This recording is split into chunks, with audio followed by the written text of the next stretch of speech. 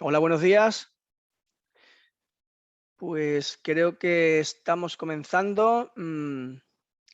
Bienvenidos a esta mesa, la mesa número 19 de Infraestructura de Datos 2. Lo primero, bueno, deciros que una segunda ponencia, que era diseño de una base de datos orientada a grafos para la gestión de datos en iDatos, por causa de fuerza mayor, no la vamos a poder celebrar en el día de hoy. Sí adelantaros que bueno, en días posteriores tendréis un vídeo accesible en la cual los ponentes nos contarán con detalle, nos presentarán con detalle dicha ponencia. No sé cómo vamos de participantes. Ahora mismo tenemos 39 participantes. Si os parece, vamos a esperar un par de minutitos.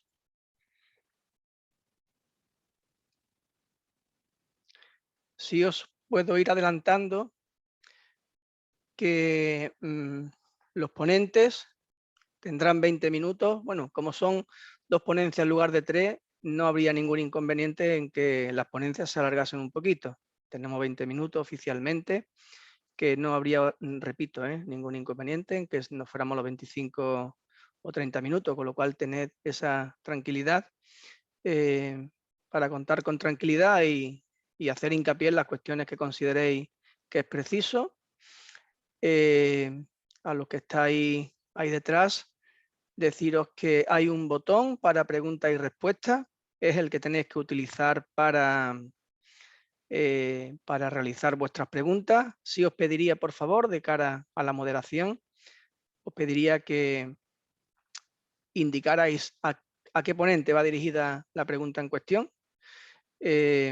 Al final de la mesa, al final de las presentaciones, tendremos el tiempo que sea preciso para trasladarle a los ponentes esas cuestiones que puedan ir surgiendo.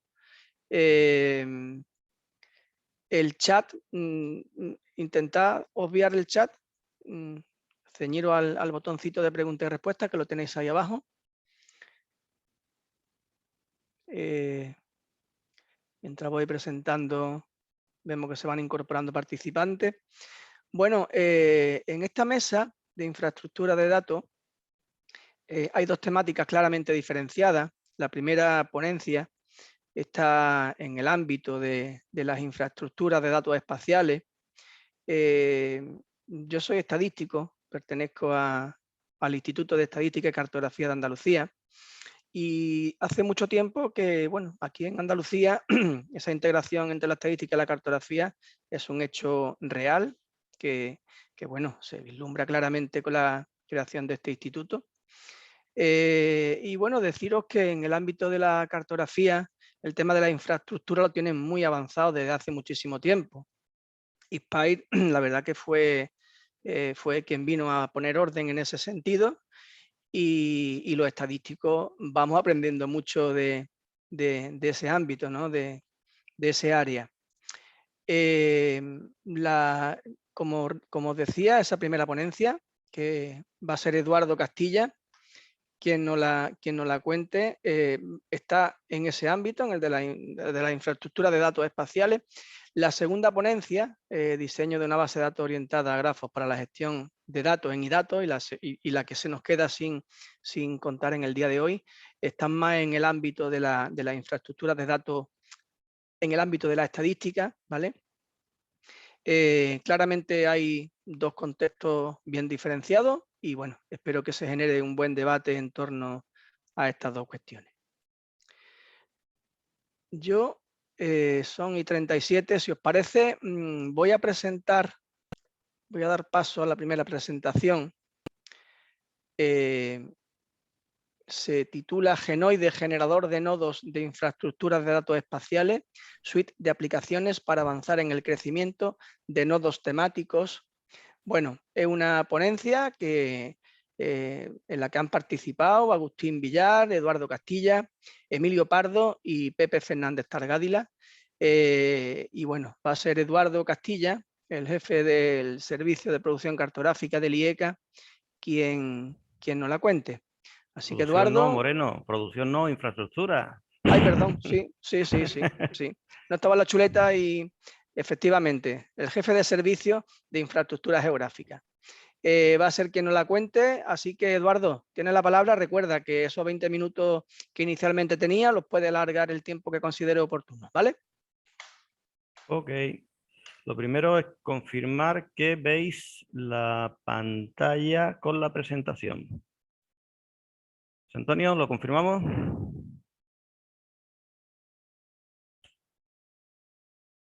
¿Sí? Si no hay Te lo respuesta. confirmo, sí. Lo que no vemos es Perfecto. tu foto. Vemos la presentación, pero a ti no te vemos. Pues no tengo ni idea del por qué, puesto la cámara para mí está grabando. Ahora sí. Ahora te vemos a ti y vemos la presentación, así que Eduardo tiene la palabra. Puedes empezar cuando quieras. Ok, pues como decía mi compañero, buenos días a todos. Soy Eduardo Castilla. Trabajo en el área de infraestructura de aquí del IECA y aunque os voy a presentar la presentación yo, como ha dicho él, y tenéis ahí en pantalla la presentación, la escribimos, la preparamos las 4 personas que aparecen ahí. Agustín, Emilio, Pepe Fernández Tardáguila y yo mismo. La presentación voy a hacer un par de diapositivas, un par de las 2 o 3 primeras, simplemente para enmarcar por qué creo yo que tenía que estar esta ponencia en esta jornada de estadística de las comunidades autónomas. Y a posteriori, una vez que yo le he dado para mí la justificación que tiene la ponencia aquí, os voy a presentar la aplicación en cuestión, por qué se hizo, cuáles son sus objetivos y cómo funciona. Muy rápido, puesto que es una aplicación y todos sabemos que estas cosas se aprenden usándolas, no con un PowerPoint por delante. Este es el pequeño índice de lo que vamos a ver y me paso ya directamente a la introducción. Desde hace ya algún tiempo, cada uno en su ámbito, estamos trabajando con conjuntos de datos. Los que estáis en la parte estadística serían conjuntos de datos estadísticos y los que estamos en la parte espacial pues son conjuntos de datos espaciales. Desde los conjuntos de datos estadísticos que en origen eran tablas y gráficos e índices, indicadores y demás, en los últimos tiempos, como veis ahí, se le está dando la variante de localización, la variante geográfica. Os pongo un ejemplo que está muy en boga, que es el de las teselas vectoriales. Tenéis ahí la que trabajamos aquí en el IECA, son teselas vectoriales a 250 metros de una temática muy variada. Población, afiliación a la seguridad social, ¿qué te digo yo? Índice de urbanización, es decir, todo lo que queramos poner con estadísticamente hablando, que tenga una georreferenciación, lo podemos asociar a estas teselas vectoriales de 250 o de kilómetros, dependiendo de lo que estemos utilizando, y se representa territorialmente de bastante forma, bastante cómodo y amigable. Por otro lado, a mí mi normativa para que me indica a qué me tengo que dedicar yo, que es el Plan Estadístico y Cartográfico del 2013 al 2020, ese está aprobado y en vigor, y el que tenemos en trámite, que es 2021-2027. Bueno, 2021-2027 es un trámite parlamentario porque va por ley, no sé si será al final 2021 o 2022-2027, da igual. Ahí, para mí, me pone entre otras muchas, me pone 2 premisas básicas que a mí me hacen trabajar todos los días. La primera es el desarrollo y la consolidación de las infraestructuras de datos. Es importante, es fundamental que estos datos estén en infraestructura que podamos ofrecer a todo el mundo. Y la segunda idea, que también se tocó en la primera mesa de infraestructuras el martes pasado, es el apoyo para la toma de decisiones públicas. Es decir, estos datos, esta fuente, este conjunto de datos tienen que estar disponibles para todo el mundo y tienen que ayudar a la toma de decisiones de los gestores públicos. Bueno, en Andalucía tenemos, ya lo comentó Agustín el martes, puso Agustín esos 4 ejemplos, que es los mismos que había cogido yo, que son infraestructuras que se han montado desde el IECA, desde la Junta de Andalucía, para conocimiento del público y para la toma de decisiones. El caso de las playas seguras o la caracterización de los espacios productivos o lo que le hicimos a la Agencia Tributaria de Andalucía para las valoraciones de las transacciones. Lo tenéis en pantalla y veis las 4 que son. Eso tienen en común que son infraestructuras de datos que se han hecho de forma centralizada desde el IECA para uso común en la Junta de Andalucía.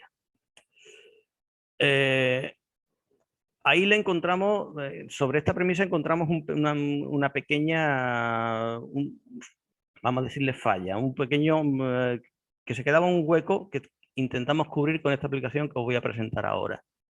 La aplicación se llama Genoide y lo que pretendemos es acercar la gestión de los conjuntos de datos, en este caso espaciales, a otras administraciones que o por motivos técnicos o por recursos humanos o por motivos que fueren, no son capaces de tener sus propias infraestructuras de datos espaciales.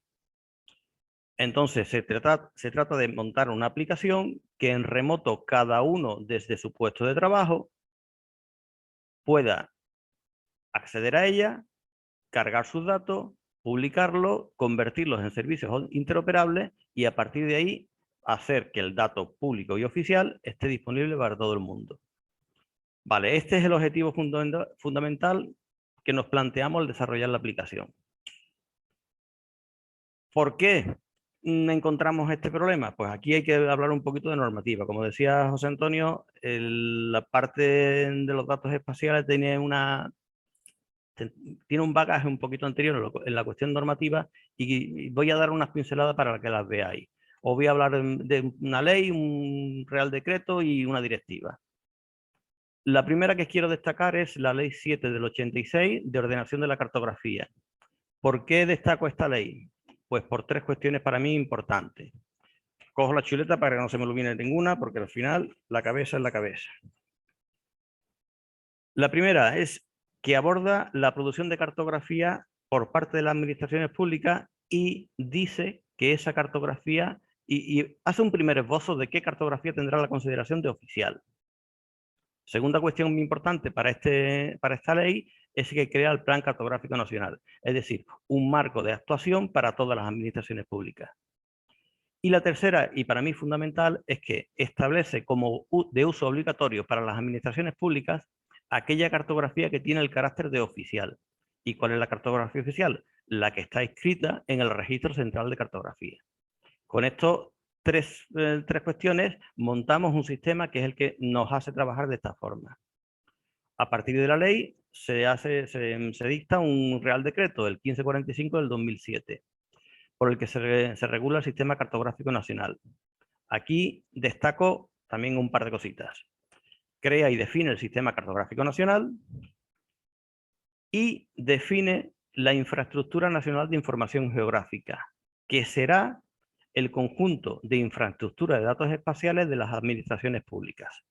Fundamental, ya dice que todas las administraciones públicas tienen que tener su infraestructura de datos espaciales y estas formarán una infraestructura nacional. Vale, a partir de que tengamos que tener esta infraestructura de datos espaciales, hay un par de cositas más que son interesantes. Te dice un primer esbozo, repito, de qué información tiene que estar incluida en estas infraestructuras. De forma que una administración tipo Junta de Andalucía no puede dejarse determinados temas fuera de esta infraestructura.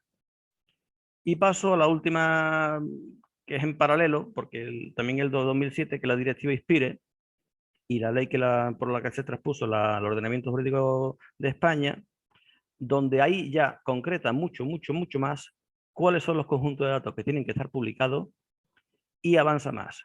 Cómo tienen que estar publicados para que sean interoperables, que tienen que tener metadatos, que son unos metadatos muy concretos y también muy estipulados, y le da un rango normativo. Ya me dice que tengo que hacerlo así, sí o sí, y me da unos plazos que yo tengo que cumplir, que por cierto, prácticamente ninguno lo hemos cumplido en España, pero bueno, son una cuestión aparte. La diferencia entre este sistema y, por ejemplo, en metadatos cartográficos y en SDMX, en metadatos estadísticos, es que yo tengo una norma por detrás que me obliga a hacerlo de esta forma y de momento SDMX no tiene un respaldo normativo que me diga, oye, tienes que hacerlo de esta forma y tienes que hacerlo de esta forma para esta fecha. Es lo que decía José Antonio, que vamos un poquitín más avanzados porque tenemos una legislación que nos está empujando. De hecho, como decía, hemos dicho muchas veces, sufrimos a INSPIRE. No es que nos guste, pero es que sufrimos porque empuja un montón.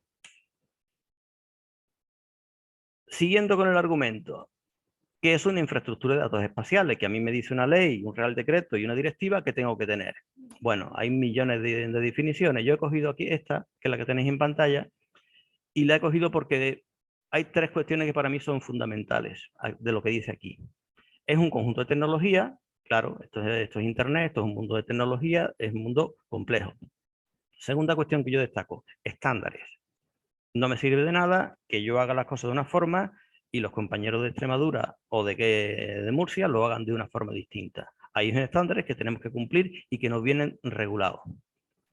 Y una tercera cuestión, recursos humanos. Aquí hace falta una alta especialización para llevar esto a cabo. Si me fallan alguna de las tres patas, me va a costar mucho hacer una infraestructura de datos espaciales. Bien, ¿quién puede tener una idea propia? Cualquiera. Cualquiera que tenga estos tres condicionantes. Recursos humanos, software y la adaptación a los estándares que me está imponiendo la norma. ¿Vale? Fácil. Ahora, en lo que yo iba al principio. Un municipio de 3.800 habitantes que tiene una alcaldía con el alcalde, dos técnicos y un administrativo, pues tú le estás hablando de esto y te dice el tío, ¿cómo? ¿Que yo tengo que tener qué? No es posible. Tiene que pedir ayuda. Ayuda a las diputaciones o ayuda a la administración regional que tenga competencias. No siempre es fácil. Las diputaciones tienen muchísimo trabajo y no es siempre fácil y no siempre se lleva a cabo esta cooperación o este apoyo, digamos, apoyo técnico. Ahí entramos nosotros desde la infraestructura de datos espaciales de Andalucía, notando esta carencia y por eso fue que en origen, en el 2019, empezamos con la idea de este programa. En esta pantalla os cuento cuál fue el origen, cuál fue el objetivo, es decir, que un ayuntamiento, una diputación o incluso una dirección general de una consejería se conecte en remoto, establezca su propio ámbito de trabajo, cargue sus datos y los publique, tanto en un visor como en unos servicios web interoperables estándar. Eso es importante. Él está en su trabajo, tiene un CSV con coordenadas, o tiene un KML, o tiene un shape. Y a partir de utilizar esta aplicación, pues es capaz de hacer todo esto, montarlo en un visor y montarlo en los servicios que ya puede utilizar todo el mundo. Y está publicando sus datos oficiales, que es lo importante.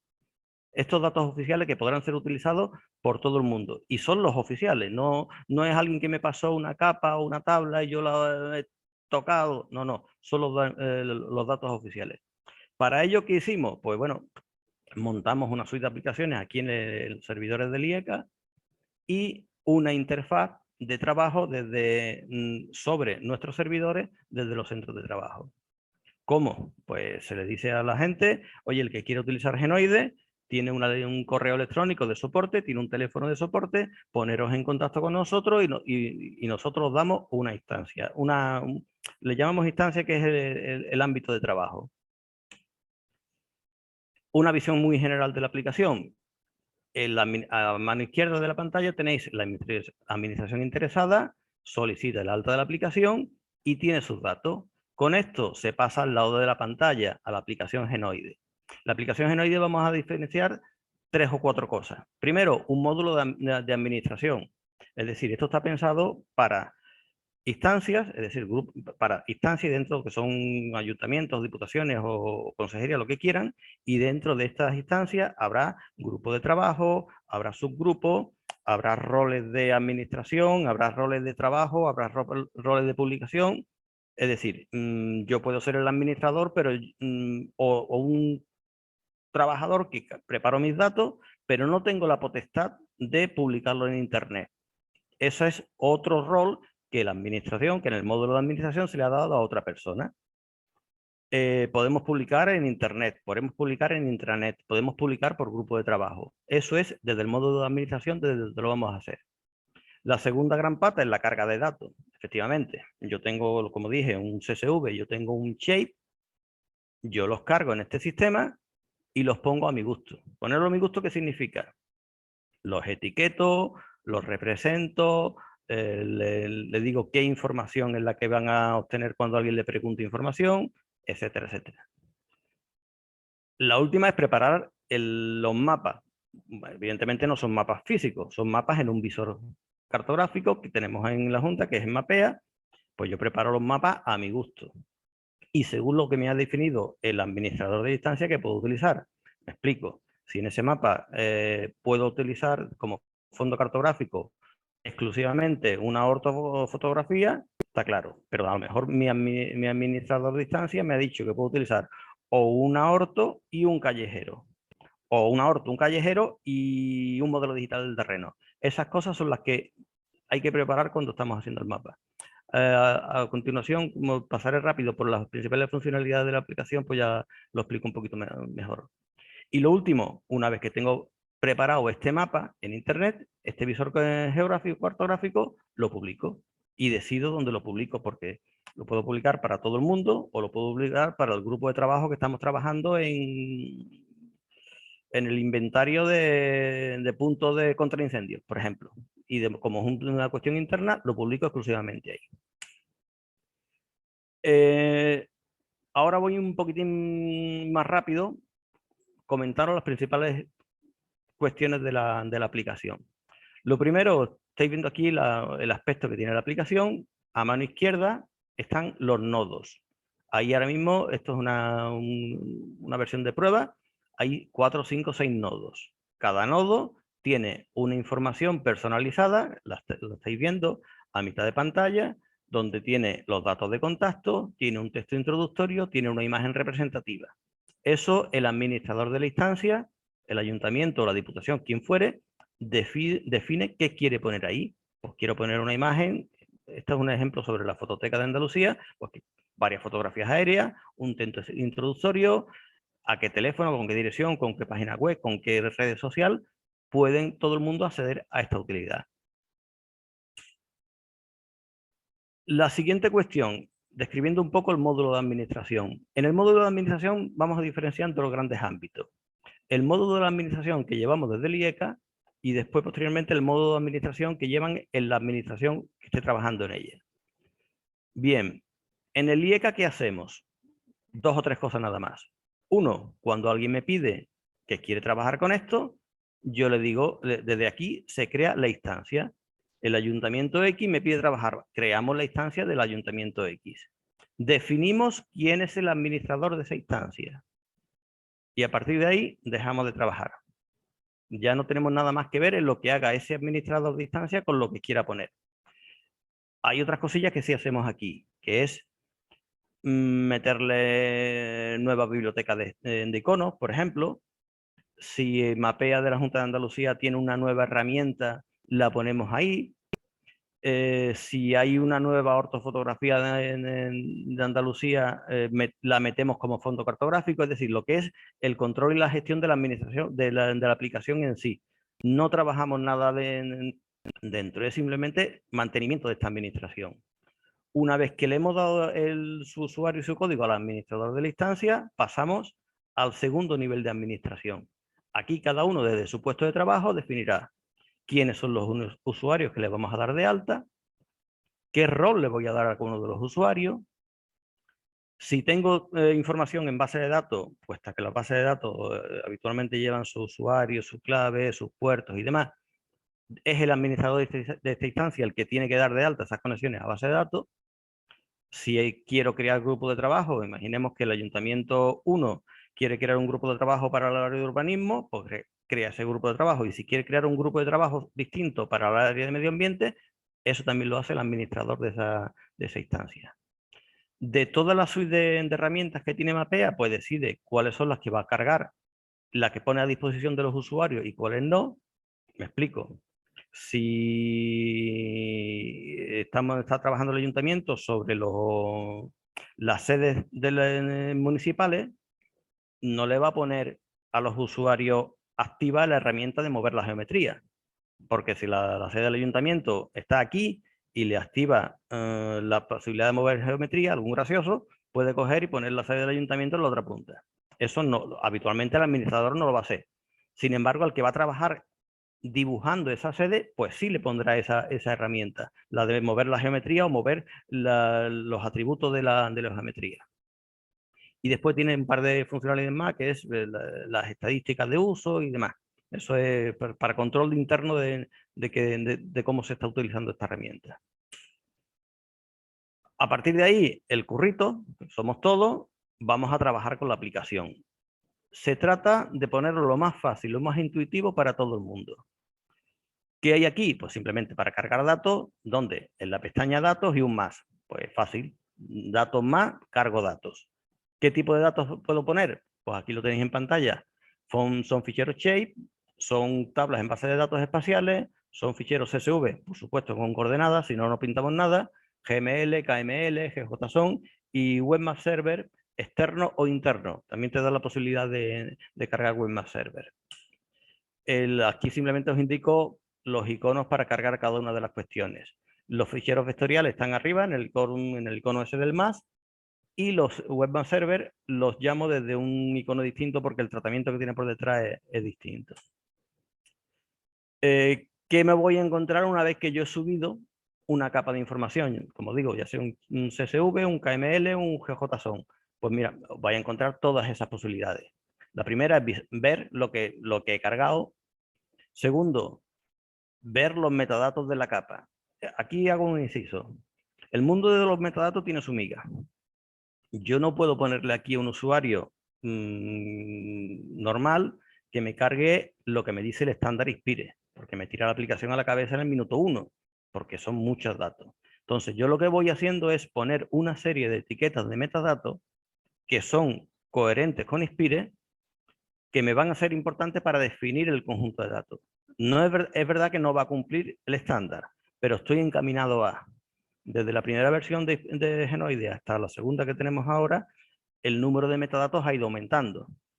Y aquí la idea es, poquito a poco, irle metiendo nuevos metadatos para que al final, si alguien está interesado, pueda cumplimentar el fichero completo y que sean validados correctamente.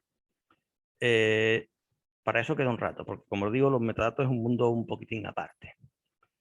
Otra utilidad, ver qué ruta del servicio que he creado, de los datos que he subido, me ha creado un servicio Webmap Server, pues ver la ruta.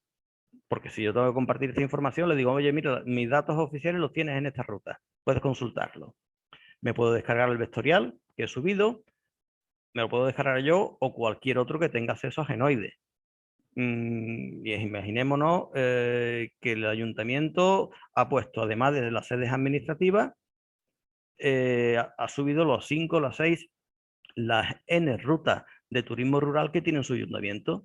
Pues si yo soy usuario de Genoide, sin logar, simplemente usuario de la calle, y veo esa ruta, pues digo, me las bajo. Me las bajo porque ya veré después, si yo quiero seguir una ruta, la tengo bajada en mi móvil o en donde sea. Puedo editar el estilo, puedo editar la geometría. Me he equivocado al poner la sede del ayuntamiento, porque la he puesto en el número 20 y es en el 22, pues la modifico, entro en la tabla de atributos y modifico también los datos correspondientes. O puedo actualizar la capa de información que yo subí. Imaginemos que el ayuntamiento ha subido la capa de bancos y te ha tocado la primitiva y un segundo banco que quiere abrir oficina. Cosa hoy en día bastante imposible, pero bueno, hay un segundo banco que quiere abrir una oficina. Pues el técnico en cuestión, con su shape, su CSV, lo que sea, con un registro más de banco, sube la información y sustituye la anterior por la nueva, sin modificar la ruta web del servicio para que el que lo esté utilizando siga teniendo la misma ruta web. Simplemente le aparecerá una nueva sede de un banco. Y la última, eliminación del dato. Lo más normal es que el banco diga que me voy y tengas que eliminar esa capa de tu repositorio porque efectivamente ya en mi municipio no hay banco. Entonces eliminas la capa y a otra cosa. A partir de aquí, pues bueno, se puede trabajar en la representación por datos simples, por coropletas, por mapa de calor, por clúster, diferentes cuestiones que es cuestión de ir viendo. Lo mismo digo sobre el etiquetado, lo diré. Es decir, yo quiero de las capas que tengo en modelo de datos, pues quiero publicar información de este campo o de aquel campo y los quiero poner en este color de texto. Es decir, preparar la información vectorial que yo tengo a mi gusto, en representación, en etiquetado y en la información que yo le voy a ofrecer a aquel señor que está preguntándole, oye, ¿y esto qué es? Pues evidentemente, si en el, como yo decía, en la capa de banco está el nombre del director, a lo mejor eso no me interesa que salga, pues le digo que no salga esa información. El último paso que tenemos, preparar, como yo decía, el mapa que voy a poner en internet. La primera cuestión que tengo que hacer es de los que me ha preparado mi administrador de distancia, de qué las capas bases que me ha preparado mi administrador de distancia, ese es el paso 1 que lo pongo ahí en azul, elijo la que yo quiero de fondo. Aquí veis un callejero, veis un modelo digital, un tinta isométrica, es decir, de lo que mi administrador de distancia me ha definido, ahí lo tenéis. Lo segundo, añado capas.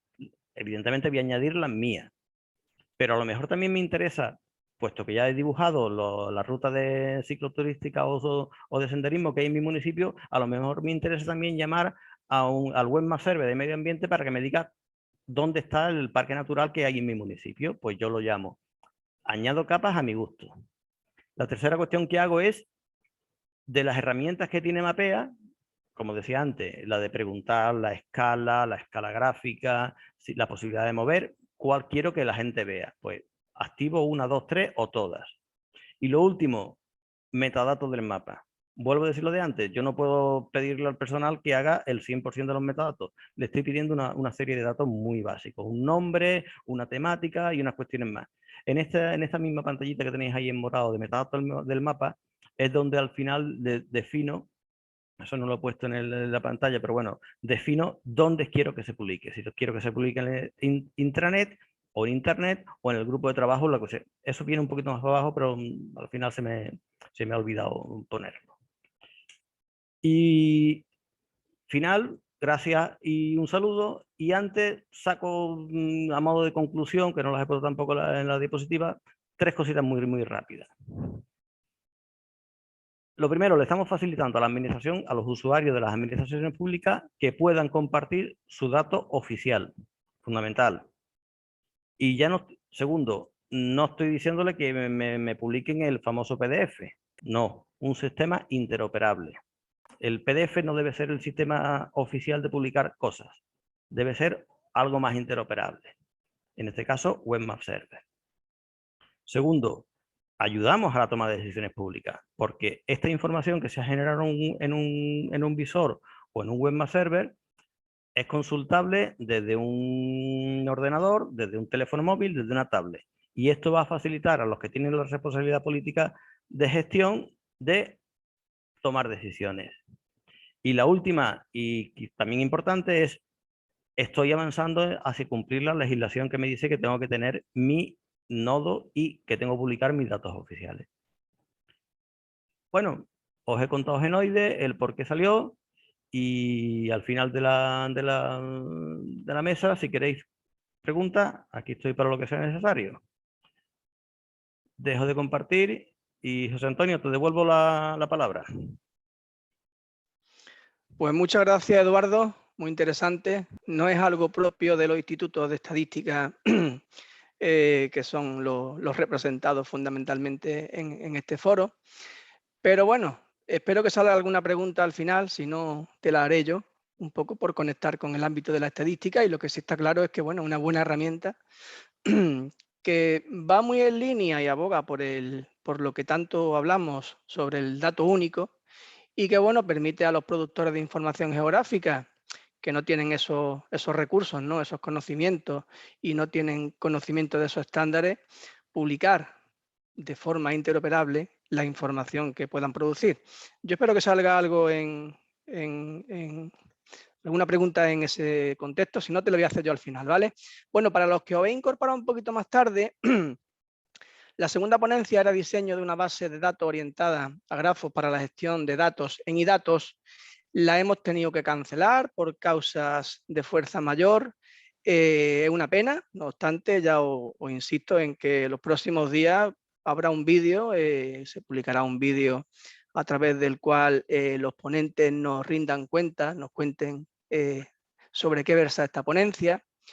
Creo que es bastante interesante, una pena que no la hayamos tenido aquí, porque todos los institutos de estadística actualmente estamos muy interesados en el tema de las estadísticas longitudinales, el Big Brother de nuestro amigo Alberto, que es quien ideó o quien solicitó que se indagara en estas cuestiones. Y bueno, ciertamente hay consultas que se le hacen a una base de datos relacional típica, una Postgre, Oracle, en las que por el crecimiento de la información, tanto la estructurada como la no estructurada, que vamos incorporando cada vez más a la oficina estadística, bueno, hay cuestiones que tardan mucho, el rendimiento no es el más adecuado, y la verdad que con esta ponencia se intenta de buscar alternativas a esa base de datos relacionales típicas y tradicionales con las cuales venimos trabajando tradicionalmente. Insisto en que las tendremos un poquito más adelante. Recordaros que ya en el canal YouTube, las mesas que van de la 1 a la 6 del pasado martes están disponibles y accesibles para todos aquellos que queráis ver alguna de ellas. Y sin más dilación, vamos a pasar a la siguiente ponencia, automatización de hilos de computación. La va a presentar, bueno, los autores de esta ponencia son Esther Torres, José Carlos Gil Carreras, Miguel Núñez Pereira, Idafen Santana y Rita Díaz, ¿vale? La presentación va a ir a cabo de Esther Torres, de ISTAC, y José Carlos Gil, de Ecosistemas Virtuales y Modulares. Os recuerdo que, al igual que le trasladaba a Eduardo, tenéis más de 20 minutos, era lo inicialmente estipulado, pero nos podemos ir a los 25-30, no hay ningún problema, ¿vale? Y bueno, os doy la palabra, y a los que estáis participando os animo a que utilicéis ese canal de preguntas y respuestas para que al final podamos tener un debate sobre las cuestiones que nos ocupan en esta mesa. Esther, tienes la palabra. Hola, buenos días. Muchas gracias. Bueno, pues la ponencia la vamos a presentar entre mi compañero José Carlos y yo, aunque somos un equipo más grande, tanto el que ha hecho la ponencia como los que trabajamos en este grupo. Entonces, vamos a compartir la pantalla.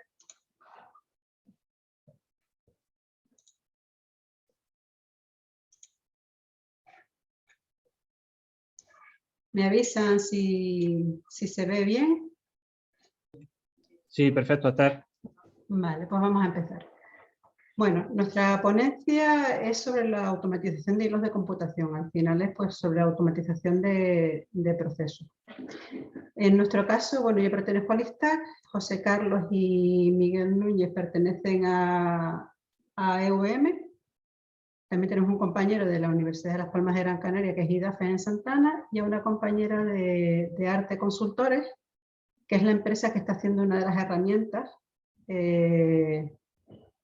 que vamos a comentar en esta ponencia, y que es Rita Díaz.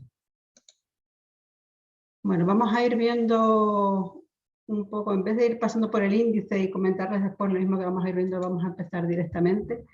Nuestro objetivo en el tema de automatización es optimizar la gestión del tiempo. Al final todos sabemos que si mejoramos el tiempo, pues nos da opción a abordar nuevos retos y dejar un poquito de lado aquello que suele ser repetitivo, que casi siempre lleva mucho tiempo, pero al final no es un producto en sí, sino es parte del proceso.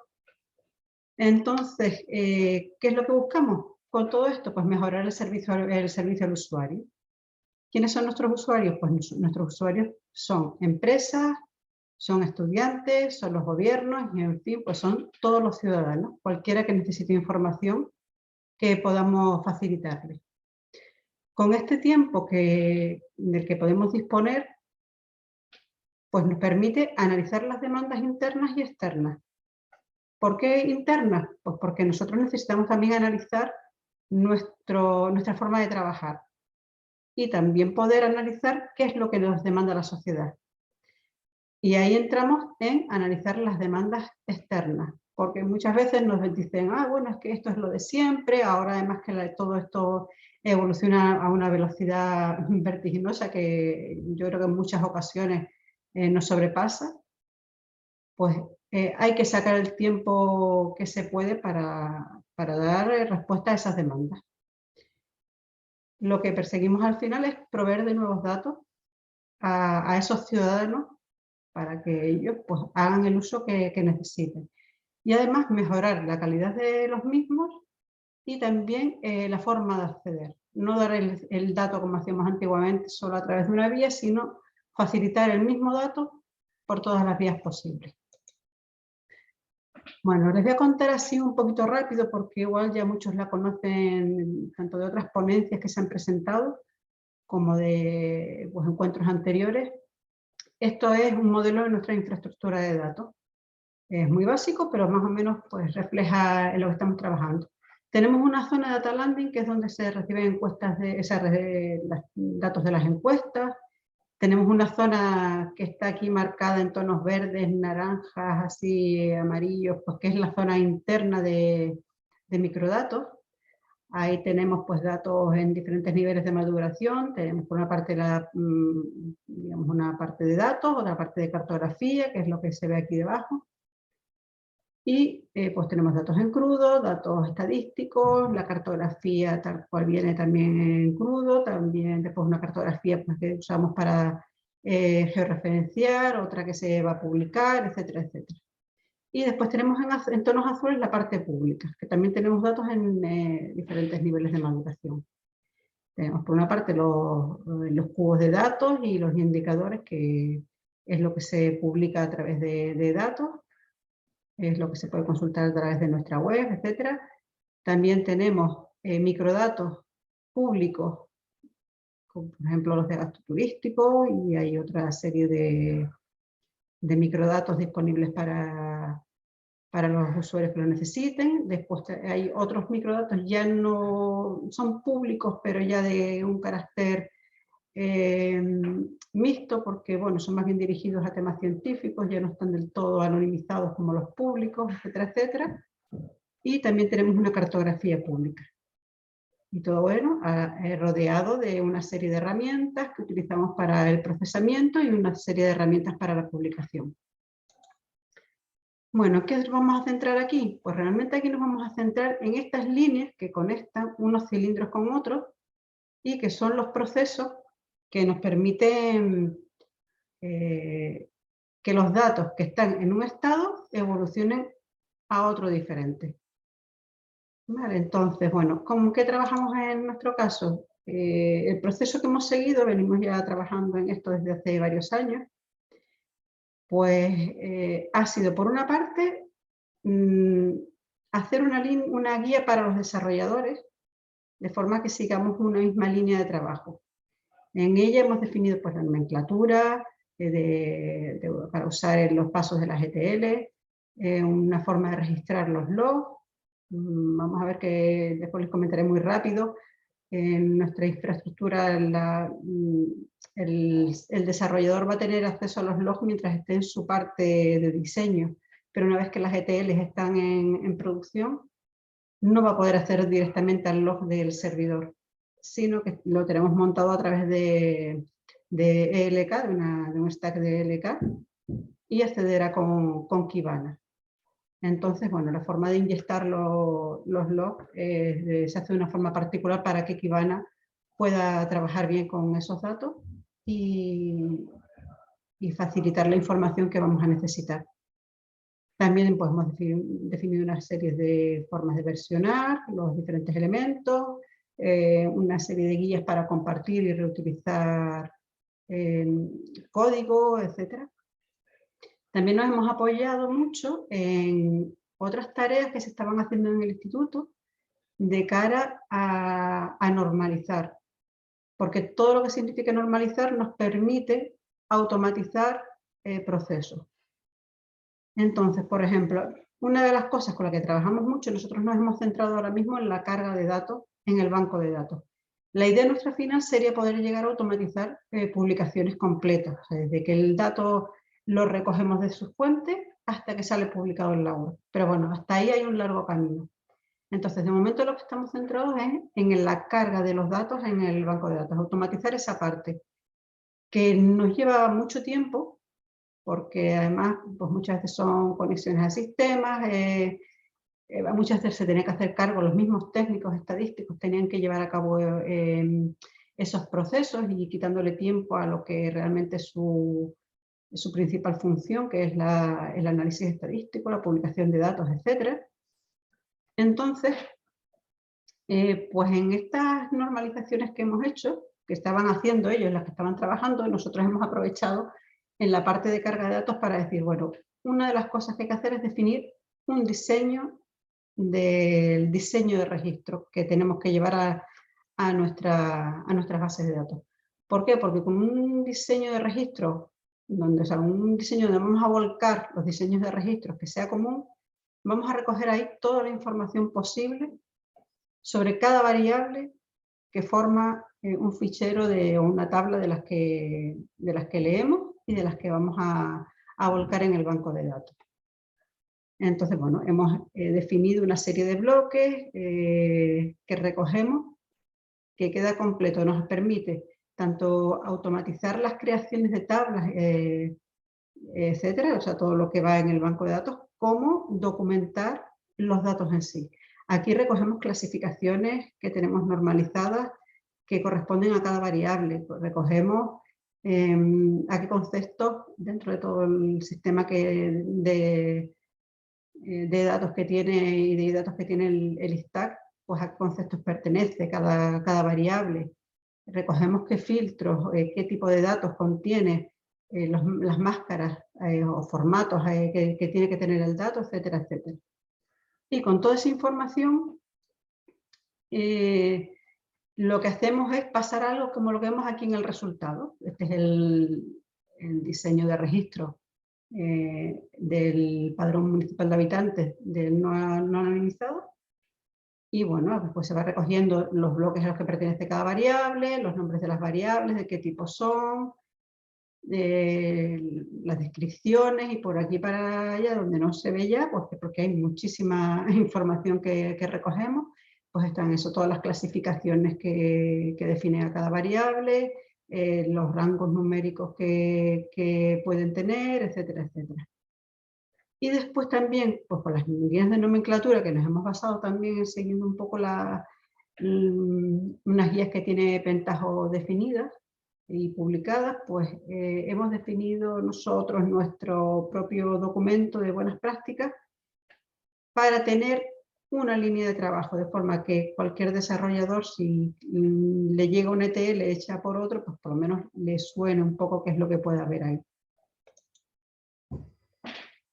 Los pasos que seguimos en el diseño del ETL es que, por una parte, lo primero que hace el desarrollador, trabajando conjuntamente con los técnicos estadísticos, es desarrollar la ETL en local. Para ello utilizamos las herramientas del cliente, el cliente local de PDI, que es Spoon 8.3 de Hitachi, que es el propietario en este momento de estas herramientas, y también se conoce mucho por Keter. En esta herramienta, ¿qué hacemos? Pues el desarrollador hace todos los pasos necesarios para que los datos pasen de un cilindro de aquellos que tenemos en nuestro esquema a otro. Y en ese, bueno, se dan todos los permisos de forma automática a los usuarios, etcétera, etcétera. Todo eso está en la ETL.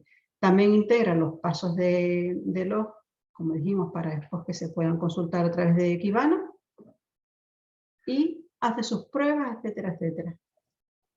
Ahora también estamos empezando a integrar HOP. HOP es una alternativa a las herramientas de Pentaho. Está bajo el paraguas de Apache y está desarrollada realmente por el mismo equipo que desarrolló en su momento Pentaho. En principio, la apariencia es muy similar, las ETL se pueden importar de Pentaho a HOP y acaban de sacar la versión 1.0, entonces bueno, estamos arrancando también en esa línea para tener las dos vías de trabajo. Hasta este punto, el desarrollador está en su entorno local. A continuación hay que integrar en el servidor de Pentaho. Nosotros, esta integración, o sea, el acceso al servidor lo tenemos restringido y solo lo hace una persona, que es el integrador de las ETL. Bueno, puede ser una persona o puede ser varios. Un rol, que es el integrador de ETL. Entonces, por una parte, una de las tareas que se hacen en este momento es que hay que coger la ETL de un entorno de desarrollo local y pasarlo a un entorno de producción, todavía en este momento semiproducción, en el servidor de Pentaho. Para pasar realmente al entorno de producción hay que realizar una serie de actuaciones en la ETL para ajustarla a esas especificaciones del servidor. Entre otras tareas, bueno, el integrador nuestro, que en este caso es Miguel Núñez, uno de los que aparecía, que colaboraba en esta ponencia, pues se ha hecho una serie de herramientas particulares para ayudarle en el trabajo. ¿Por qué? Porque en su momento detectamos, por ejemplo, que aunque las claves en la ETL, que son ficheros XML, vienen encriptadas, eran relativamente fáciles de desencriptar. Entonces, claro, si yo paso una ETL al servicio de integración, me lleva con mis credenciales, pues alguien puede coger o las distribuimos como hacemos si nos las solicitan desde otros institutos.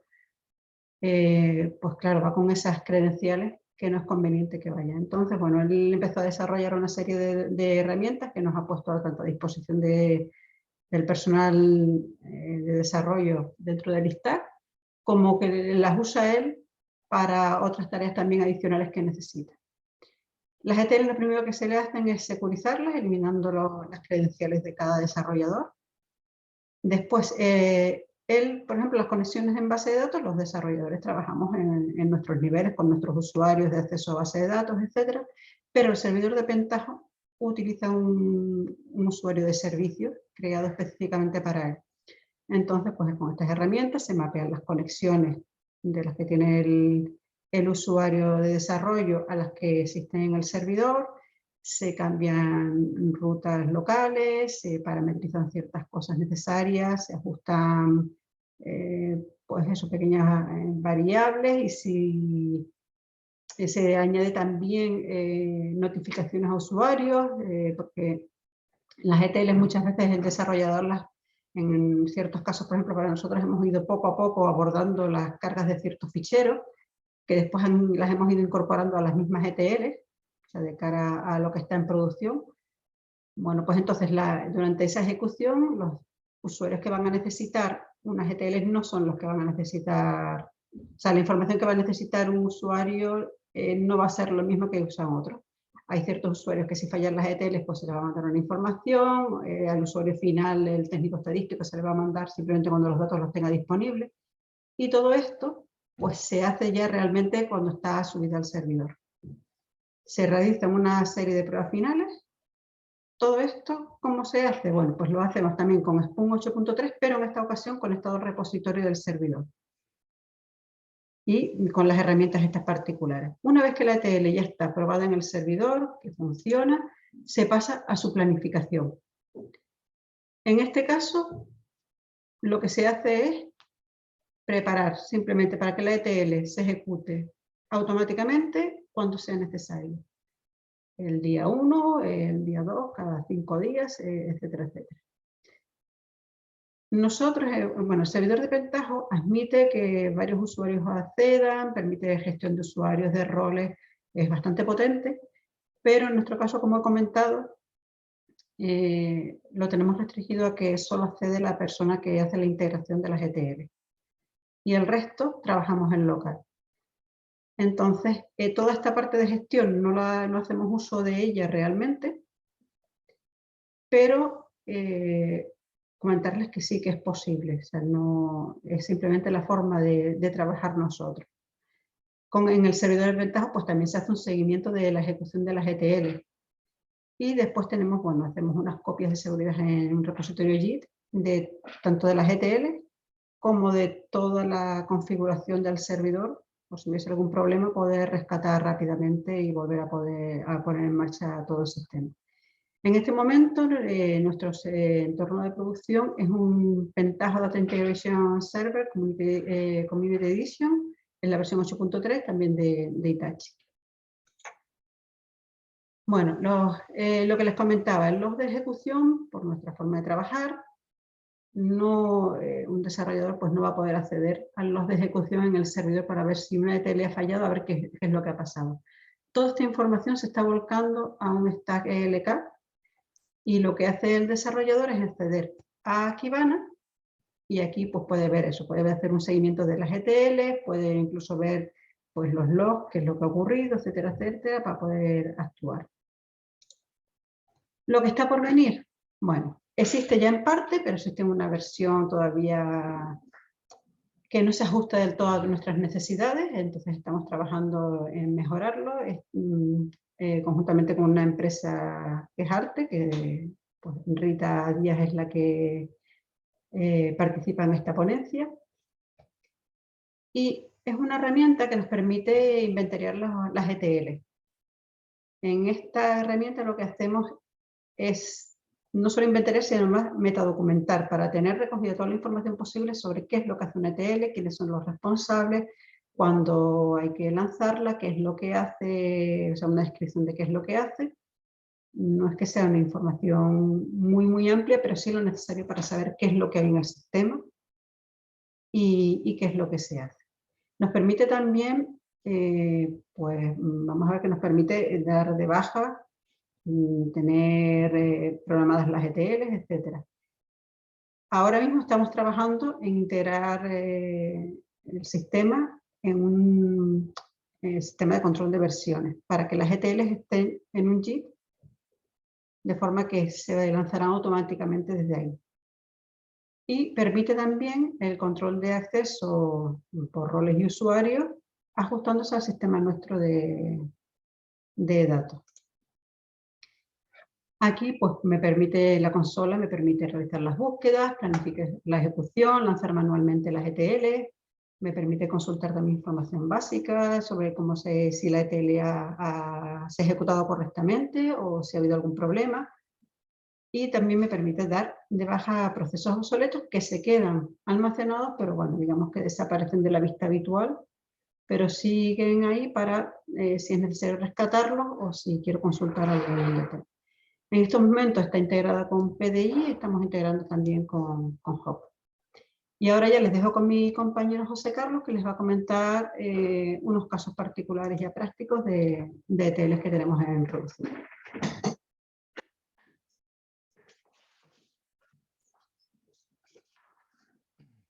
Bueno, pues nada, muchas gracias, Esther, por esta magnífica introducción a todo este sistema de automatización de hilos de computación y particularmente de ETL.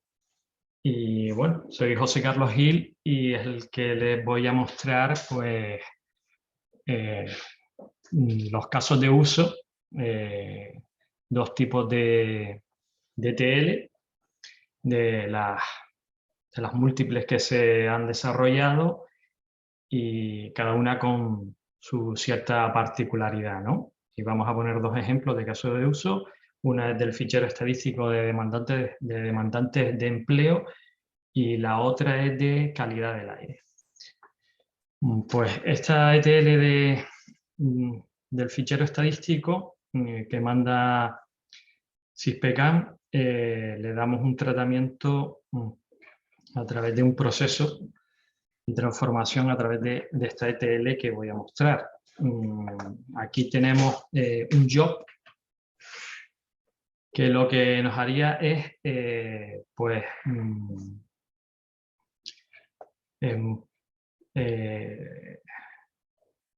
tendríamos el flujo de ciertos pasos de las transformaciones que son las que harían la recodificación y la normalización de esos datos. Aquí tendríamos, no habría mucho tiempo para entrar en detalle, ¿no? Porque eso sería pues prácticamente una ponencia para ver cómo se realiza toda esta serie de pasos y lo que habría en cada uno de ellos, ¿no? Por aquí tendríamos como un paso de variables en donde le pasaríamos a esa serie de transformaciones, que las tendríamos aquí, pues por ejemplo, nombres de la tabla, extracción de información y de fechas para pasárselo para al final cargarlas en base de datos. Aquí tendríamos una transformación en donde tendríamos la carga del fichero de ENCAM, de demandantes de empleo, en base de datos, en tabla temporal. Ya después a continuación diré el por qué hacemos una carga de una tabla temporal, para uso posterior, y tendríamos la transformación propiamente dicha, en donde se realizaría la normalización y recodificación de esos datos. Bueno, pues aquí tenemos STL en sí, en donde vemos lo que serían los diferentes pasos y de una manera natural y siguiendo un poco el orden del diseño de registro, tendríamos aquí lo que sería la transformación y recodificación de esos datos, ¿no? Por no entrar mucho en detalle, aquí tendremos un paso de creación de la tabla en base de datos, en Postgres, en donde utilizaríamos código SQL para realizarlo. Aquí tendríamos la lectura de esa tabla temporal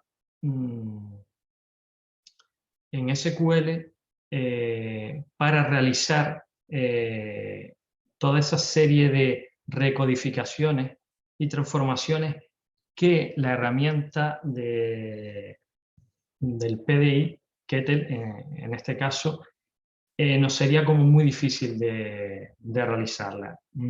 Utilizamos código SQL en donde nos facilitaría esa labor, porque a lo mejor no encontraríamos los pasos necesarios, o si los tuviésemos, a lo mejor en la maraña de flujo en donde nos pondríamos sería muy difícil después de realizarla. Entonces, según la singularidad del proceso de la normalización, utilizamos, y hay que recalcarlo muy bien, código SQL, entonces realizaría el cómputo en base de datos de una manera que resolvería de una manera muy rápida esas recodificaciones, esas transformaciones. Seguimos el flujo natural de los datos y tendríamos aquí un paso de filtro en donde leeríamos el tipo de IPF según si fuera un NIE, un DNI, para aplicar el algoritmo de recodificación de la letra de control, según el NIE o del DNI. En este caso utilizaríamos JavaScript en ese sentido, pero podríamos poner un paso, por ejemplo, también en SQL, como anteriormente nombraba, podríamos ejecutar ese algoritmo de resolución de letra de control, ¿no? Aquí utilizaríamos JavaScript, pero también se podría hacer, por ejemplo, si pusiéramos un paso en Python o en R. Aquí pues ordenaríamos todas esas variables, todos esos campos, eliminaríamos los que no creemos necesarios, y en este paso de aquí cargaríamos ya en base de datos en ese esquema especificado de la tabla de ese fichero. Bueno, otro tipo de ETL sería la de calidad del aire. Solamente resaltar que cada ETL casi es de su padre y de su madre, porque tienen singularidades distintas y tendríamos que utilizar pasos distintos, o la arquitectura o la infraestructura que ponemos en la ETL sería muy distinta. Casi única por cada tipo de fichero, ¿no?, que tenemos que cargar en base de datos. Pues nada, la ETL de calidad del aire, decir que la automatización del proceso y la publicación de esos datos tiene suma importancia cuando tratamos, en este caso, datos de alta granularidad temporal, ¿no? Estos datos los mandan la Consejería de Medio Ambiente y la de Agricultura y Pesca, la Consejería de Política Territorial, perdón, y de Agricultura, Pesca y Medio Ambiente. Estos datos se capturan de manera horaria, y aquí tendríamos el ejemplo del job, nombrado anteriormente, que ejecuta una serie de pasos y transformaciones, ¿no? Tenemos un job en donde capturaríamos esos ficheros en XML que están alojados en un servidor FTP, que se cargarían de forma horaria para su posterior normalización y recodificación y carga en base de datos Postgres en esta transformación. Bueno, pues voy a comentar por encima los pasos o grupos de pasos que realizan ciertas acciones en esta DL. Primero, aquí tendríamos la carga de esos ficheros XML, que sería capturado a través del servidor FTP. Aquí normalizaríamos, en esta parte de aquí, normalizaríamos los registros para tener un registro cada hora y se le asignaría también un timestamp o una marca de tiempo de la observación. En esta parte de aquí filtraríamos los datos para descartar los datos con fecha posterior al periodo actual de la medición.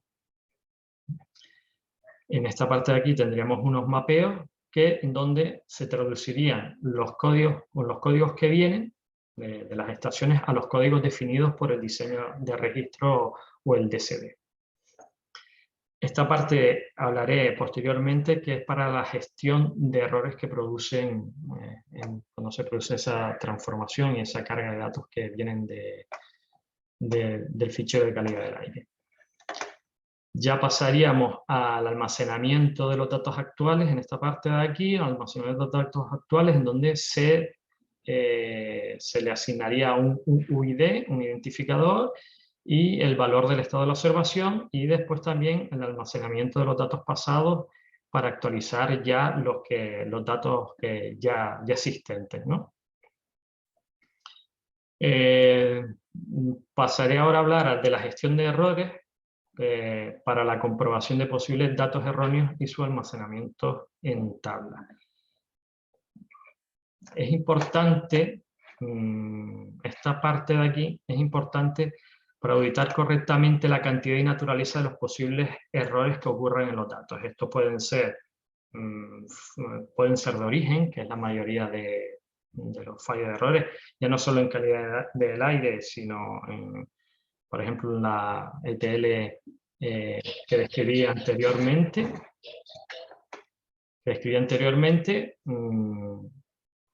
También se producen esos fallos, como decía, en origen o simplemente en la transformación o a nivel técnico. La arquitectura que se implementa para el procesamiento de errores se ha sacado según el libro de referencia de procesamiento de datos en base de datos. Entonces hay una parte en donde se describe cómo se desarrollan scripts, que serían estas partes de aquí, para cada comprobación dentro del proceso batch, ¿no? Entonces,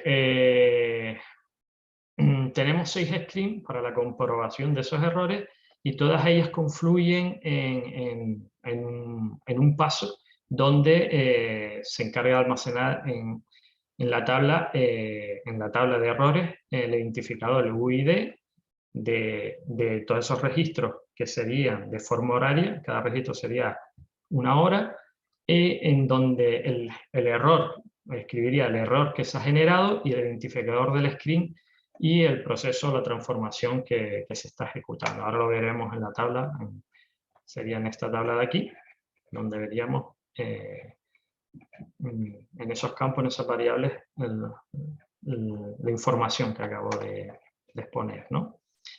El proceso de registro, decir que este proceso de registro de errores no interfiere en lo que es la publicación de datos, sino se hace de una manera paralela. Bueno, describo un poco lo que sería esta parte de la ETL del proceso de los scripts, del proceso de gestión de errores. Sería un mapeo de datos de los códigos y se compararían con los que se encuentran en el diseño de registro, tanto como de la medida, de nivel, la medida, el nivel técnico, la cantidad y el flag de verificación y la estación en sí. Si uno de estos datos no concuerdan con los que tenemos, pues se asignaría un dato como erróneo y en este paso de aquí filtrarían todos esos que salen como erróneos filtro. Y en esta parte de aquí se insertaría toda esa información que saldría en esa tabla de gestión de errores. Sin más, aquí se mostraría la tabla de gestión de errores con el identificador de cada registro, el identificador del screen, ya podría ser, aquí nos sale de la estación o de verificación a nivel técnico, y el ID de la ETL de la transformación que lo ejecuta. Pues sin más, esto es un pequeño esbozo de lo que sería la realización, el desarrollo de las ETL, casi singulares para cada tipo de fichero, para insertarlas en el repositorio de la base de datos. Sin más, pues darle las gracias por la atención y el tiempo, y sobre todo al resto de los ponentes y del equipo de automatización, que sin ellos no podría haber sido esta ponencia. Pues nada, muchas gracias y dejo de compartir. Pues muchas gracias, Esther, José Carlos. Muy interesante. Yo aquí casi pondría una nota al final, ¿no? Antes de entrar en el debate. Me parece muy interesante, pero hay una cosa que ha dicho Esther que me ha asustado sobremanera. Ha dicho que estáis automatizando procesos a nivel de carga, que vuestra idea es llevarlo incluso al nivel de difusión del dato, o sea, canalizar todo el proceso a través de hilos computacionales. ¿Qué hacemos con lo estadístico si eso ocurre? Lo excluimos del proceso. Yo me he asustado un poquito, la verdad. Pero bueno, simplemente lo digo como algo anecdótico. Bueno, vamos a dar paso a las preguntas. Hay algunas de muchísimo calado, hay algunas preguntas muy profundas. Mi amigo Alberto Peris, el director del Instituto de Estadística de Aragón, ha hecho una muy profunda. Alberto, la vamos a dejar para el final, ¿vale? Pero la primera va para Eduardo, ¿vale? Dice, también pregunta Alberto Peris, ¿habéis llegado a conseguir el dato único? Es un gran trabajo y sobre todo una gran lucha con las administraciones. ¿Fácil o políticamente correcta? No, el dato único de momento no. De momento sigue existiendo muchos reinos de taifa. No. Por desgracia, no tenemos todavía el dato único. Estamos poniendo las bases para que cada vez menos gente se pueda resistir, pero yo creo que de momento no. A nivel institucional, por nuestra parte sí, con algunos otros, pero todavía no. Moreno, tú también Sí, yo puedo hablar controlas el aquí. tema. Podrías opinar Vale. si quieres. Bueno, estoy de acuerdo con Eduardo. Yo, mira, en el ámbito de la cartografía lo que dice Eduardo es cierto, es complicado. Hay reinos de taifa, pero afortunadamente cada vez son menos los reinos que van quedando ahí sin explorar, ¿no? Y en el ámbito de la estadística, nosotros, yo diría que sí, ¿vale? Yo diría que sí. Con Badea, bueno, lo hablo como infraestructura, ya que estamos en una mesa de infraestructura. Badea es el sistema de información que da soporte a la producción estadística en la Junta de Andalucía. Y en Badea, ciertamente hay algunas duplicidades, ¿no? A nivel de indicadores, hay por cuestiones puramente técnicas, pero a nivel de datos, el dato único está casi logrado. Nosotros, bueno, como ejemplo, el padrón municipal, ¿no? Las cifras oficiales de población, que es un dato del cual beben un montón de actividades estadísticas, por ejemplo, las tasas del COVID, ¿no? Que continuamente las tenemos en los medios de comunicación. El dato está cargado en esa actividad, y una actividad como el COVID y otras muchas hacen uso de esa información. Así que bueno, yo creo que como meta está muy bien lo del dato único. Caminamos hacia ello, yo creo que estamos en línea, creo que vamos bien, ¿vale? Pregunta para Esther.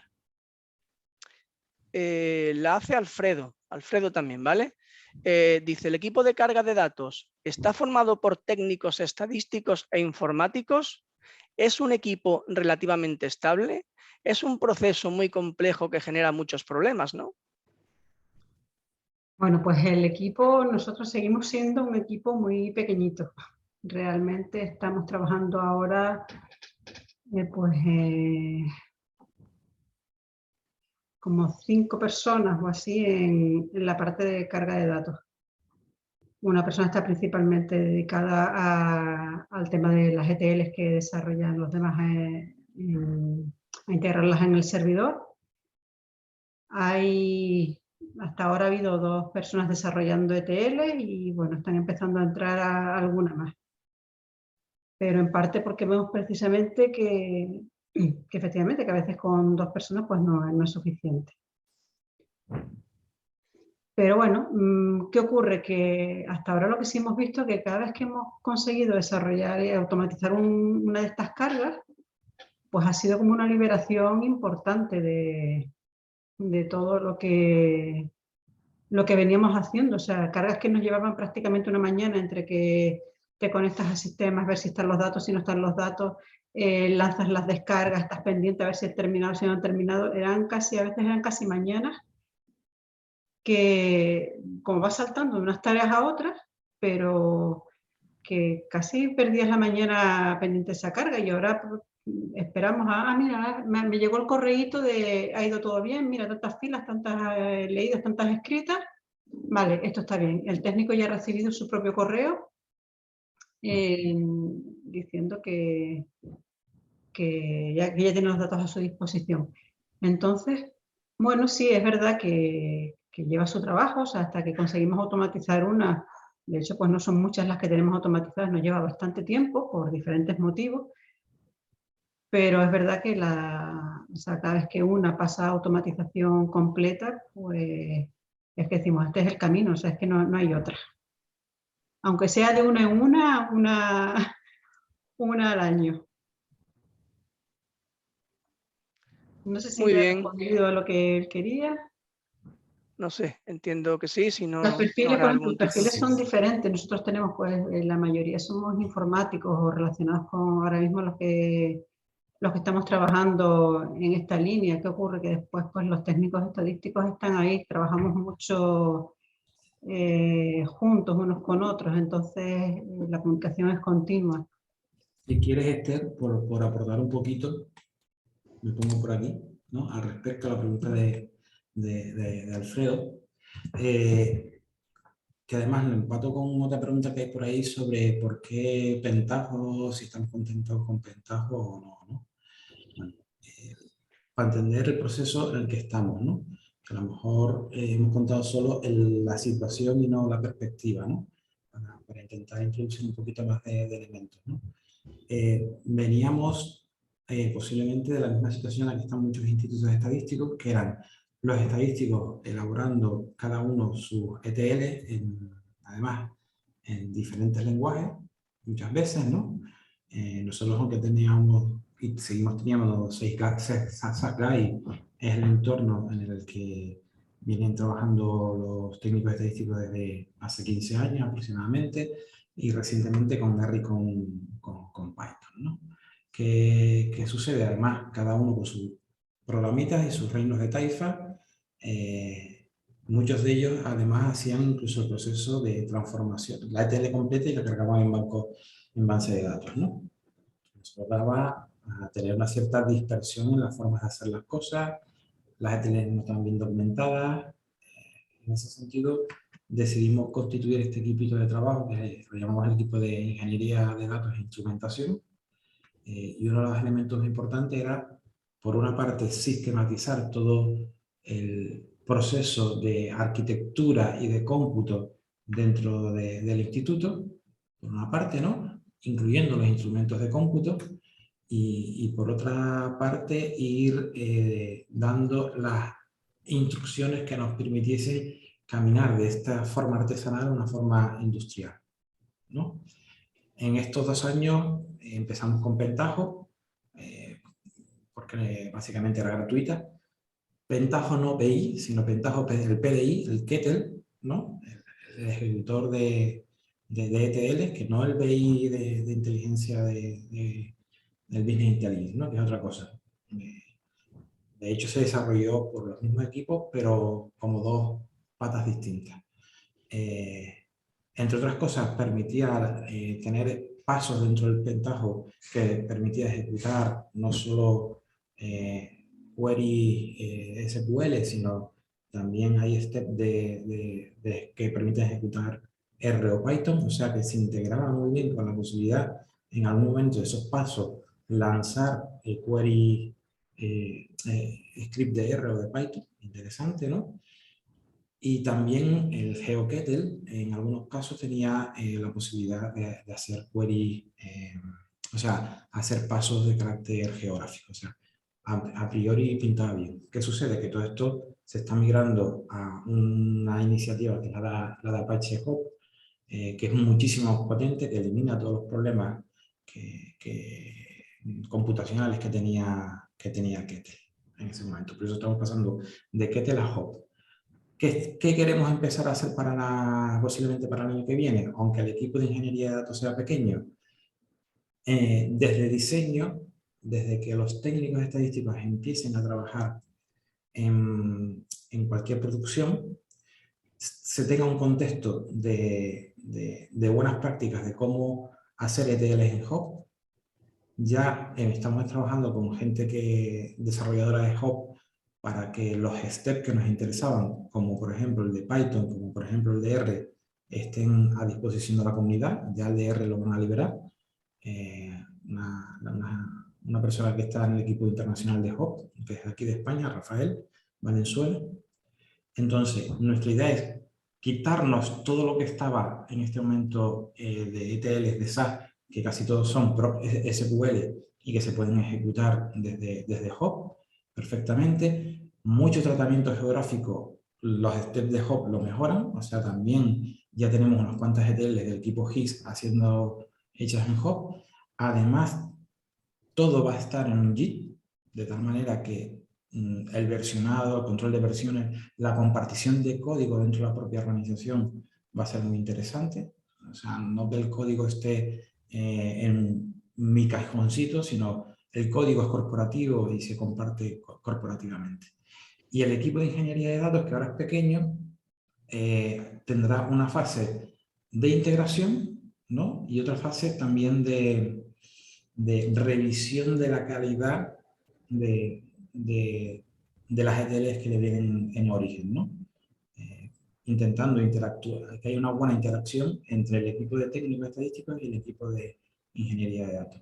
Así, por ejemplo, si sobre todo el equipo de ingeniería de datos ahora ha trabajado en la normalización y carga, en pasar de datos de landing a raw data, los equipos de integración de datos ya están empezando a trabajar en Hop para preparar las ETL, segundas ETLs, que me viene el padrón, lo disocio y lanzo dos ETLs, una ETL de integración con el registro de población y una ETL de integración con la georreferenciación. De tal manera que a través de un job se termina una ETL y se lanza toda la ETL y todos los procesos de georreferenciación y de integración en otros registros se lanzan automáticamente. Y en todo caso se van mandando errores. O sea, el tema de la automatización es un tema que tiene que estar desde diseño y desde la base inicial que está muchas veces en los técnicos estadísticos, ¿no? Y el equipo de ingeniería de datos debe ser el que integra todo eso en sistemas de automatización y en el que evalúa por las buenas prácticas de la ejecución y del diseño y de la planificación de las ETL. No sé si nos explicamos, ¿no? Y nuestro objetivo final es, como decía Moreno, poner el miedo a los estadísticos, no, sino si hay muchas cosas que ya se pueden automatizar, es tiempo libre que tenemos para irnos de caña, entonces es lograr la automatización completa, si es posible, ¿no? Como dijo Esther hace un momentito, esto va a tardar un tiempo, pero es el camino que hay que ir recorriendo, ¿no? Porque cada vez se necesita más información y cada vez tenemos menos tiempo. O sea, si por trabajo no falta, tenemos trabajo en la puerta de la casa. Bueno, creo que un poco lo que ha comentado Alberto va en línea con la pregunta de Francisco Pérez, que si estáis o no satisfechos con la elección de Pentaho. o habéis echado en falta el poder contar con una herramienta de Business Intelligence de pago. Ya Alberto ha incidido en Pentaho, ¿no?, como la herramienta de Business Intelligence y también la alternativa que están barajando para complementar lo que vienen haciendo. Si hay que incidir en alguna cuestión más, Francisco, nos lo puede hacer saber a través del chat. Vale. Hay otra pregunta que iba a darle ahora coba a Eduardo, pero se lo voy a hacer a Esther, porque, bueno, a Esther o a José Carlos o Alberto, si quiere participar. Viene de Elena Vicente. Pregunta, la gestión de errores se hace de forma independiente a la carga, según he entendido, y la publicación sigue su curso, pero cuando un error afecta a los resultados, ahí queda. Bueno, eso ya a través de la tabla de gestión de errores, ya el equipo de calidad del aire es el que tiene que gestionar ese tipo de cosas. Saber qué se hace, si esos errores se auditan o se implementan. Yo ahí en ese sentido, yo entiendo, habéis hablado mucho de normalización previa a las cargas y demás. Entiendo que estáis utilizando Codely, que las tenéis integradas en vuestro sistema. Ahí la pregunta que a mí me surgía, ¿no? Esa y la comunicación entre técnicos de informática y técnicos que tienen conocimiento del dato a la hora de gestionar esos logs. Muchas veces ocurre, no sé, una Codely de países que venga un país nuevo o un país escrito de otra forma. ¿Tenéis bien regularizado el acceso a los logs? ¿Cómo tenéis esto implementado? Bueno, ahora mismo los logs son los que se producen con la herramienta de Pentaho, ¿no? Al realizar la ETL y ejecutarla, pues ya nos vienen los logs, ¿no?, los posibles errores en esas transformaciones, ¿no? Ahora lo que se va a implementar es lo de la gestión de logs con Kibana a través de EcoETL, ¿no? Y mandar el mensaje pues, en este caso al desarrollador de la ETL de los errores que se han generado en esa transformación. Sí, ahí, con respecto a lo que plantea Moreno sobre la comunicación estadístico-ingeniero de datos, ¿no? La transmisión, o sea, el análisis previo de cualquier fuente de datos y su propuesta de normalización se hace por parte del estadístico, ¿ok? De tal manera que al equipo de ingeniería de datos en este momento se le hace una propuesta de todo lo que tiene que hacer la ETL. En el caso de pasar de landing a raw data con unos formularios normalizados, ¿no? Dentro de esa propuesta se le plantea, tenemos otro equipo dentro del instituto que es el equipo de normalización semántica, que es el que va dando de alta y poniendo a disposición todas las clasificaciones y conceptos dentro del instituto. Clasificaciones y conceptos que están en disposición dentro del instituto a través de una API interna o incluso únicamente a una API externa, ¿no? Entonces, se comunica y se dice, oye, esta clasificación debe utilizar como destino esta clasificación, esta variable debe utilizar esta clasificación estandarizada y los recodes son de esta manera, ¿no? Con todo eso, José Carlos es el que monta las ETL en este momento de RAW a normalización, de landing a RAW, perdón. El tema de los errores, hay diferentes tipos de errores y diferentes consecuencias de los errores, ¿no? Hay errores que simplemente tienen que ser warning y hay errores que simplemente sí que tienen que parar procesos, ¿no? Nosotros en este momento estamos haciendo warning. Una cosa interesante que es el modelo que planteó antes José Carlos es que las validaciones se almacenan en base de datos y somos en todo momento. Eso todavía no está tan industrializado como queremos, ¿no? Es el paso que queremos ir hacia adelante. Somos capaces de tener una base de datos de errores de todo nuestro banco de datos. Así, oye, de todo el banco de datos, ¿cuántas observaciones tenemos con DNI equivocados? Por ejemplo.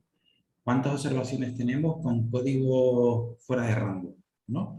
Aunque se hubiesen cargado datos que tuviesen errores, porque en ese momento, sobre todo cuando cargas en Raw Data, quien conozca alguna base de datos como la de demandante de empleo, viene con 300 variables, creo. De eso útil, hay 15 variables. Los demás son ruido que acompaña, ¿no? Que es interesante tenerlo. Nosotros las cargamos, las normalizamos, están completas en RAW, pero si detectamos un RAW y si detectamos un fuera de rango en una variable que no consideramos importante, no paramos, comunicamos. Y el equipo de estadísticos que está interesado, o sea, no paramos, continuamos, almacenamos, y el equipo de estadísticos ya evalúa las cosas, ¿no? Y no solo eso, sino que queda un gran banco de datos de nuestros propios errores, con lo cual eres capaz en todo momento saber la calidad de la información de todo tu banco de datos. Evidentemente, en la medida en que vayamos avanzando en estado de madurez, no se puede permitir un error en un fichero SD, en un fichero estadístico, o en un fichero de cubo, en un dataset cube. Eso sí que hay que parar, ¿no? Porque puede generar problemas, ¿no? O sea, si tú detectas un outlier en una serie, oye, para, ¿no? Aunque el sistema está preparado para entrar y si hace falta, directamente está publicado en la API, si no se da ningún fallo grave. Esa es la idea. No sé si hemos logrado explicarlo un poquito. Sí, yo quería extender un poco lo que dice Alberto de lo primordial que es la integración de estos dos equipos, ¿no? De normalización y después del equipo de automatización, porque hasta que no se hacen las cargas, hasta que no se desarrollan las cargas, no tenemos esa gestión de errores, ¿no? Donde después se pule un poco más la normalización, casi... yo creo que no ha habido ninguna carga en desarrollo de TL que no haya generado, una vez hecha la carga, errores. Siempre hemos tenido, pues siempre ha habido los errores de datos de origen, por ejemplo, que son casi la mayoría de los errores que tenemos, donde hay que después revisar, donde prácticamente el 80%, el 70-80% del desarrollo de la ETL va casi en ver, en buscar y investigar qué es lo que pasa en ciertos ficheros, ¿no? O qué singularidades tiene. Por poner ejemplo de algún mes en concreto, de alguna variable, un campo que está fuera de rango al que se le ha asignado en el diseño de registro, por poner un ejemplo. Otro, pues, la asignación que están en los datos, si hay comillas o comas por medio, hacer un poco ese tipo de limpiezas que no se ven hasta que una vez que se carguen en la base de datos, ¿no? Y nos salten esa serie de errores hasta que no los vemos ahí, no los corregimos, ¿no? Una serie de vicisitudes de todo ese proceso que casi lleva no al 80% del tiempo y ese otro 20% al diseño de la base de datos o la singularidad que tienen las recodificaciones o de todas esas variables. Muy bien. A ver, ahora sí voy a ir con Eduardo. Eduardo ha hablado en su presentación, ha hablado de Mapea. Mapea es el visor que en Genoide se utiliza a la hora de representar esa capa de información geográfica. Mapea también es el visor que el Instituto de Estadística y Cartografía tiene integrado en toda su página web. Además, bueno, es propiedad intelectual de la Junta de Andalucía desde hace una semana aproximadamente, desde el Instituto de Estadística y Cartografía de Andalucía, desde donde se le da soporte a todas las evoluciones que se hacen sobre Mapea, que ya os digo que entra dentro de ese proyecto que es el SIC corporativo de la Junta de Andalucía. Y por último, simplemente el Instituto Geográfico Nacional lo ha adoptado como visor de referencia. Quería decir esto porque Mapea es el visor que nos permite hacer mapas temáticos, que es un poco más el negocio al que los estadísticos nos dedicamos, ¿vale? Eduardo, yo lo que te pediría, si es posible, tú nos puedes poner un ejemplo en el marco de la estadística, que la conoces ya. ¿Tú nos puedes poner algún ejemplo de utilidades en hoy de cara al sector de la estadística, al gremio que nos ocupa en la mesa de hoy? Así a portacayola, ¿no? Pues sí, sí. Sé que ahora me va a dar, porque lo tengo aquí al lado, ahora vendrá a quejarse, pero bueno, sí, se me ha ocurrido sobre la marcha. Pues no, así eso no se me ocurre. No se me ocurre ninguna. Si me lo A preguntas ver, antes, lo pienso. ya. Verás, al final, el estadístico coge una capa de información geográfica, la capa de límites municipales, tiene una variable estadística que es la edad media o la tasa de actividad y la representa en un mapa temático. En ese contexto, verás, a mí tampoco se me ocurrió así sobre la marcha.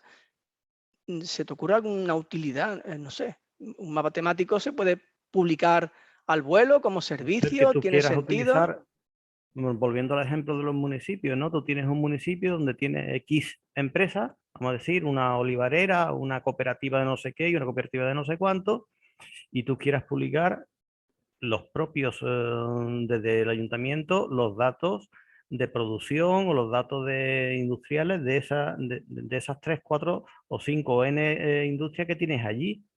Si tú eres capaz de hacer una evolución de la producción industrial que tienen las 3 que tienes en tu municipio y las mantienes tú puedes tener en tu página web un mapa de calor con la producción de oliva que hemos tenido este año y de forma constante, porque es un dato tuyo. No sé, así Vale. a Vamos, un bote mapa de pronto. calor, pues la incidencia de cualquier variable estadística que se analice a nivel puntual, tú puedes hacer un Efectivamente. mapa de calor que tú puedes publicar como La servicio. cuestión es que tú tienes que ser el que genera esa información. No puedes Claro, esperar a un tercero que te la dé vía datos oficiales, sino que si tú en tu municipio eres capaz, porque tienes un área de promoción industrial que recoge esa información, pues tú la vas publicando de esa forma.